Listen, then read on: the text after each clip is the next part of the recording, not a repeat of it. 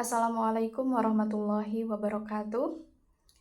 Puji syukur kehadirat Allah Subhanahu wa Ta'ala yang telah melimpahkan rahmat serta karunia-Nya, sehingga pada kesempatan hari ini saya dapat memaparkan hasil skripsi saya. Yang terhormat Bapak Dosen Pembimbing Dr. Muhammad Aprilianto MPD dan Bapak Trisna Nugraha MPD. Yang terhormat Bapak Ibu dosen penguji yang telah berkenan untuk menyimak pemaparan hasil skripsi saya. Sebelumnya izinkan saya untuk memperkenalkan diri. Nama saya Teta Sulistiawati dengan nomor induk mahasiswa 21060292 dari Prodi Pendidikan Guru Sekolah Dasar yang akan memaparkan hasil skripsi dengan judul Penerapan Model Problem-Based Learning untuk meningkatkan kemampuan computational thinking siswa kelas 4 sekolah dasar pada konsep luas bangun datar. Nah, untuk pemaparan materinya akan saya mulai dari latar belakang masalah. Manusia modern di abad ke-21 tidak hanya dituntut untuk memiliki keterampilan dasar literasi, tetapi juga harus mampu berpikir secara kompleks dan sistematis. Nah, dalam konteks ini, kemampuan computational thinking menjadi keterampilan penting yang menunjang pemecahan masalah secara terstruktur, logis, dan kreatif. Namun, berdasarkan data dan pengamatan menunjukkan bahwa sebagian besar siswa sekolah dasar masih mengalami kesulitan dalam menguasai kemampuan computational thinking. Nah, hal tersebut disebabkan oleh beberapa hal. Salah satunya adalah kurangnya inovasi guru dalam merancang pembelajaran. Nah, salah satu model pembelajaran yang bisa meningkatkan kemampuan computational thinking siswa ialah model pembelajaran problem-based learning atau yang kita kenal dengan model PBL. Nah, model PBL ini dianggap sesuai karena berbasis masalah dan berpusat pada permasalahan yang kontekstual dengan kehidupan sehari-hari siswa. Yang kemudian permasalahan tersebut nantinya harus mereka pecahkan baik secara mandiri ataupun kelompok untuk mengembangkan kemampuan computational thinking siswa. Adapun tujuan dari penelitian ini diantaranya yang pertama yaitu untuk mengetahui peningkatan kemampuan computational thinking siswa kelas 4 sekolah dasar setelah menggunakan model problem-based learning pada konsep luas bangun datar. Kemudian yang kedua yaitu untuk mengetahui proses guru dalam melaksanakan pembelajaran dengan menggunakan model problem-based learning dalam meningkatkan kemampuan computational thinking siswa kelas 4 sekolah dasar pada konsep luas bangun datar. Dan yang terakhir yaitu untuk mengetahui respons siswa dan guru terhadap pembelajaran penggunaan model problem-based learning dalam meningkatkan kemampuan computational thinking siswa kelas 4 sekolah dasar pada konsep luas bangun datar. Selanjutnya ada kajian pustaka dari skripsi ini. Yang pertama ada pengertian computational thinking menurut Megawati et al. Pada tahun 2023 yang mengungkapkan bahwa computational thinking itu merupakan suatu proses berpikir untuk memecahkan suatu permasalahan yang dalam proses pemecahannya diadaptasi dari ilmu komputer dengan menggunakan logika untuk menentukan solusi yang efektif, efisien, dan optimal. Kemudian yang selanjutnya ada definisi dari model problem-based learning yang diungkapkan oleh Farhana et al. Pada tahun 2023. Beliau mengungkapkan bahwa model PBL merupakan model pembelajaran yang menjadikan masalah sebagai dasar siswa untuk belajar. Kemudian yang terakhir ada pengertian luas bangun datar, yaitu suatu ukuran luas yang dibatasi oleh sisi-sisi bangun datar tersebut. Nah, kemudian yang selanjutnya ada metode penelitian. Metode penelitian yang digunakan dalam penelitian ini yaitu metode mixed method, di mana metode ini menggabungkan hasil analisis data kuantitatif dan kualitatif. Sedangkan untuk desainnya yaitu menggunakan desain sequential explanatory yang mendapatkan data secara kuantitatif terlebih dahulu dan diikuti penjelasan data kualitatif. Sedangkan untuk subjek penelitiannya ada dua. Yang pertama yaitu siswa kelas 4 sekolah dasar yang berlokasi di SDN Datar Kubang di wilayah Kecamatan Naringgul, Kabupaten Cianjur, dan guru wali kelas 4 sekolah dasar yang berlokasi di SDN Datar Kubang di wilayah Kecamatan Naringgul, Kabupaten Cianjur. Sedangkan untuk instrumen penelitiannya ada dua, yaitu ada tes dan non-tes. Untuk tes itu ada pemberian soal tes, sedangkan untuk non-tes ada wawancara, observasi, studi dokumentasi, dan pemberian angket respon kepada siswa. Nah, selanjutnya ada prosedur penelitian.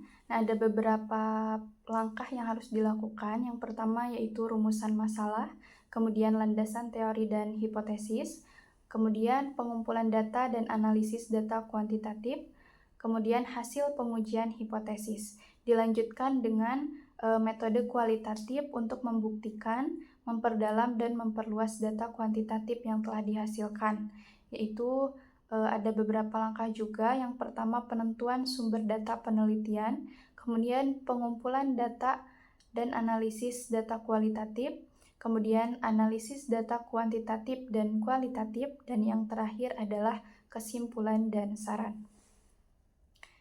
Nah, selanjutnya ada teknik pengolahan data. Yang pertama yaitu data kuantitatif berupa hasil tes dan diolah dengan menggunakan statistika inferensial menggunakan SPSS. Kemudian data kualitatif berupa hasil observasi, wawancara, dan angket respon siswa. Nah, selanjutnya kita beranjak ke hasil dan pembahasan. Yang pertama yaitu ada peningkatan kemampuan computational thinking siswa. Nah, berdasarkan hasil perhitungan, dalam penelitian ini nilai pretest dan posttest pada kelas 4 terdapat peningkatan. Seperti pada tabel yang telah saya lampirkan, kita bisa lihat pada nilai minimum pretest itu asalnya 11, sedangkan pada posttest meningkat menjadi 54. Kemudian untuk nilai maksimumnya pada pretest hanya 61, sedangkan pada posttest meningkat menjadi 93. Nah, selanjutnya kita dapat hitung rata-ratanya yaitu pada pretest 26,17, sedangkan pada posttest yaitu 68,75. Sedangkan untuk standar deviasinya adalah 13 pada pretest dan 11,2 pada posttest. Nah, selanjutnya untuk membuktikan bahwa terjadi peningkatan kemampuan computational thinking, juga dilakukan beberapa pengujian statistika inferensial kemampuan computational thinking. Nah, yang pertama ada hasil uji tes Wilcoxon kemampuan computational thinking dengan hasil signifikansi yaitu 0,001 dengan interpretasi terdapat perbedaan rata atau perbedaan rata-rata. Yang kedua ada hasil perhitungan N-gain dengan N-gain skor 0,58 dan N-gain persen yaitu 58% dengan interpretasi cukup efektif. Itu artinya dapat disebutkan bahwa model PBL itu memberikan memberikan efek yang cukup efektif untuk meningkatkan kemampuan computational thinking siswa. Nah, kemudian yang ketiga ada uji efek size dengan hasil 3,51 dengan interpretasi efek kuat. Nah, berdasarkan hasil penelitian ini, kita simpulkan bahwa model PBL ini dapat meningkatkan kemampuan computational thinking siswa. Nah, selanjutnya kita lihat hasil dan pembahasan dari proses pembelajaran menggunakan model PBL. Nah, hasil skor observasi guru dan siswa dapat kita lihat pada tabel yang telah saya lampirkan juga. Nah, dapat kita rata-ratakan untuk interpretasi atau hasil rata-rata dari observasi guru yaitu 85,4%, sedangkan pada siswa yaitu 83,8%, dan keduanya mendapatkan interpretasi sangat baik. Nah, dari pemaparan tabel tersebut dapat disimpulkan bahwa secara keseluruhan pada pembelajaran konsep luas bangun datar menggunakan model PBL itu mendapatkan interpretasi sangat baik, meskipun pada beberapa pertemuan hanya mendapatkan interpretasi baik. Nah, hasil observasi ini menunjukkan bahwa adanya antusias siswa dalam kegiatan belajar mengajar dan guru memberikan atau membimbing siswa secara interaktif sehingga siswa mendapatkan pengalaman pembelajaran yang bermakna. Nah, untuk selanjutnya ada respon, yaitu respon dan guru terhadap penggunaan model pembelajaran problem based learning pada proses pembelajaran. Yang pertama ada respon guru. Nah, berdasarkan hasil wawancara, ada beberapa poin yang dapat saya simpulkan. Yang pertama yaitu guru telah berusaha untuk menerapkan model PBL dengan sebaik mungkin. Yang kedua, guru itu menghadapi tantangan dalam mengatur dinamika kelompok. Nah, dalam pelaksanaannya, ternyata guru menghadapi tantangan atau mengalami kendala dalam mengatur dinamika kelompok. Karena memang pada problem based learning ini, guru dituntut untuk bisa menjadi fasilitator, kemudian menjadi pembimbing siswa, dan pada saat pelaksanaannya itu terjadi kerja kelompok yang berlangsung secara bersamaan beberapa kelompok gitu, sehingga guru itu kewalahan dalam mengatur dinamika kelompok. Nah, kemudian yang kedua ada respon siswa. Nah, untuk respon siswa kita dapat melihat dari rekapitulasi hasil angket respon siswa. Nah, dapat kita lihat bahwa untuk pernyataan yang diberi tanda negatif itu merupakan pernyataan yang negatif. Nah, dari hasil rekapitulasi hasil angket respon siswa tersebut, ada beberapa poin yang dapat disimpulkan. Yang pertama yaitu mayoritas siswa merasa termotivasi dan terlibat aktif dalam pembelajaran. Namun, sebagian siswa merasa kesulitan dalam mencari solusi pada penyelidikan. Nah, jadi dari beberapa sintaks model PBL, ada salah satu sintaks yang membuat siswa itu merasa kesulitan, yaitu pada proses mencari solusi pada penyelidikan. Karena memang pada proses ini, siswa diharuskan mencari informasi untuk menyelesaikan permasalahan yang telah disediakan oleh guru. Namun, kendala-kendala yang dihadapi oleh guru dan siswa itu dapat diatasi dan dapat diselesaikan dengan baik sehingga hal tersebut tidak menghambat peningkatan kemampuan computational thinking siswa di lapangan. Seperti itu. Nah, dari hasil dan pembahasan yang telah saya sampaikan tadi, dapat kita simpulkan bahwa yang pertama, terdapat peningkatan kemampuan computational thinking siswa dengan menggunakan model problem-based learning. Hal tersebut dapat terlihat dari hasil rata-rata nilai pretest adalah 26,17, kemudian meningkat menjadi 68,75 pada hasil post-test. Sedangkan hasil nilai N-gen persen tes computational thinking adalah 58%. Nah, hal tersebut diperkuat dengan uji Cohen the effect size, bahwa adanya besar perbedaan dalam bentuk angka antara nilai post-test dan pre-test, yaitu 3,51.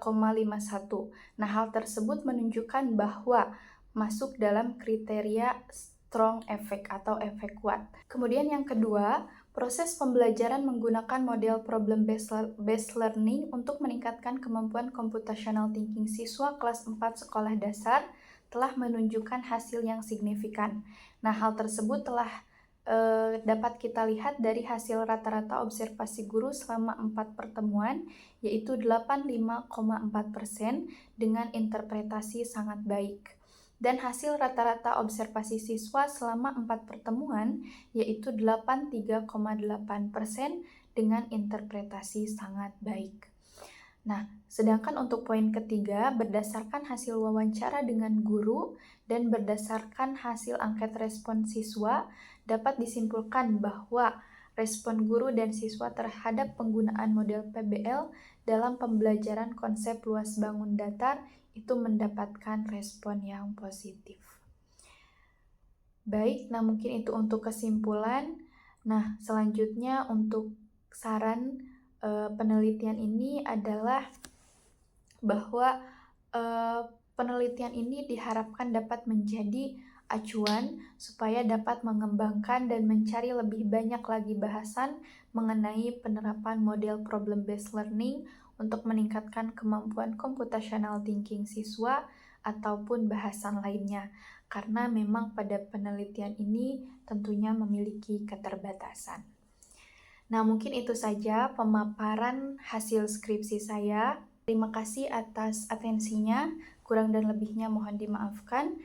Wassalamualaikum warahmatullahi wabarakatuh.